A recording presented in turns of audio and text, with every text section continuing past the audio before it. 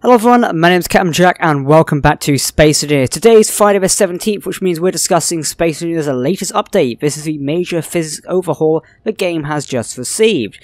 So, in a blog post by Mark Rosa, the game's original developer and CEO, I still think, of Keen Software House, he's basically summarised up what's currently in this latest update and how it's changing the game.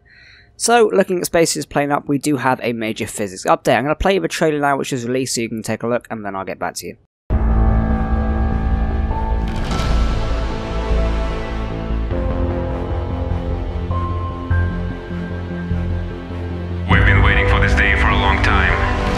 What you're about to experience is a large in-game physics overhaul. It's everywhere. In grid deformations, correctly working pistons, rotors, landing gears, and much more. We strengthen the constraints of these blocks so players can push them to their limits now, without the risk of parts exploding everywhere as they often did before. We took steps towards more stable simulation and better user experience while keeping overall simulation as realistic as possible. The movement of subgrids is now greatly improved in most cases.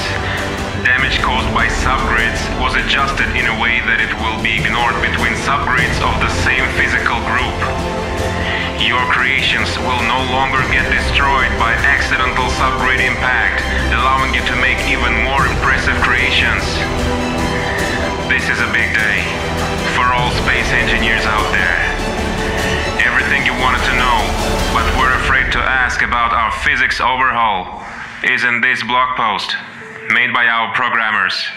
So as you can see from the trailer there, to sum it up, we've had a massive physics overhaul. Pistons and rotors, landing gears and more, they've been changed. Grid deformations, they've improved, optimized, tweaked and balanced. Optimizations, less lag, more fun. I believe that when I see it when it comes to some things. Improved subgrid behavior and fragility, that is one important thing, especially when it comes to mixing grids on starships. Stronger constraints for mechanical blocks, they don't break as easy, that's excellent. That means pistons and rotors. Less clang, more engineering. Now, hopefully this means some actual things have been done, which is pretty good. So basically they've overhauled the physics engine of the actual game, which is really cool because it means we've got more of a stable game to now eventually play with. It means there's no clang. Now, if you're unsure to what clang is in Space Engineers, it's basically the noise something made when it broke, so that was kind of where the whole clang joke came from. I knew quite a few people didn't really understand that. I'll post some teasers of what no clang looks like and like what it looks like now without clang. In a minute we are going to crash a starship to see how much the game has improved. But if you remember recently before, particularly when we did ship battles on this channel, if you crash a ship into the ground, it would just sink into the ground and be really depressing. Well, now thank you to this update, it has actually improved that, so when you crash a ship, it doesn't sink into the ground anymore. If anything, it causes less damage and it's rather energetic.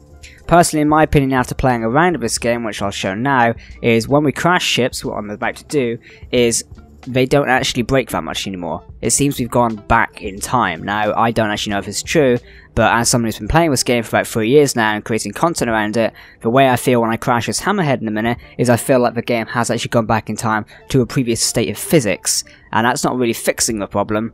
That's kind of just reversing. I wouldn't count that as fixing personally, not in my own sort of industry opinion. But watch now.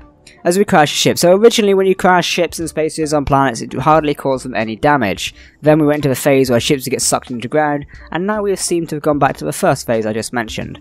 So if we crash straight head on there, this is a Hammerhead cruiser from Star Wars by the way, if we go straight down now, let's look at this. Not much damage. We've taken off the front there, but I don't know. Some damage is being done. Let's try and see if we can crash the engine down. If we rise ourselves up a minute and go down. Apparently SimSpeed has improved, so don't know what we're doing in a minute. Right, let's just turn this off now, see how much damage we caused to that. So there you go. It has improved a little bit, I'll give it that. Then again, it might just be being skeptical and trying a few things out. But in my opinion, it just looks like we've just reverted. Now, if this was a starship, personally for a physics engine, I would expect the ship to be coincidentally a lot crushed now. For example, none of this armor plating is damaged, even though it just smacked into something. Likewise over here. A bit of this has been damaged, but not as much as expected to be dug into. Also, no voxels has been damaged either, so that's kind of like the unfortunate side. But I don't know, it depends which way the game actually moves in, so physics have been updated. We kind of have to be grateful for what we've got at the minute, which is the fact physics have been updated and there's no things sinking through ground anymore, because that was one of the most annoying things ever. I'm sure you guys came victim to it before. I definitely came victim to it, particularly when you crash something in a battle or something like that, and it just sinks through the ground. It's really depressing. So the game's physics are now more stable. Creation shouldn't break, explode, or do uncontrollable things under normal conditions with default settings. There is a setting in the actual game world settings you can override to change the relationship between grids and subgrids. Play around that at your own peril, but they recommend keeping it disabled.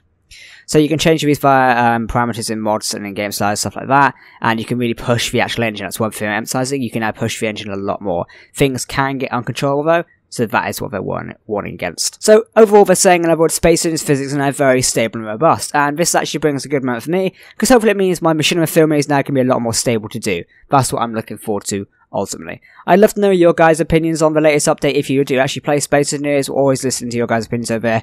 I say, my content style is around this game, so I always am interested in your guys' opinions. But what do you think of the major physics overall at the minute? I'm still keen to see what more comes out of this, and I'm going to do further testings. For the minute, the update has just dropped. If you haven't seen it yet, go play around with it. The links to the official article and the video will be down below in the description for you to go and read yourself.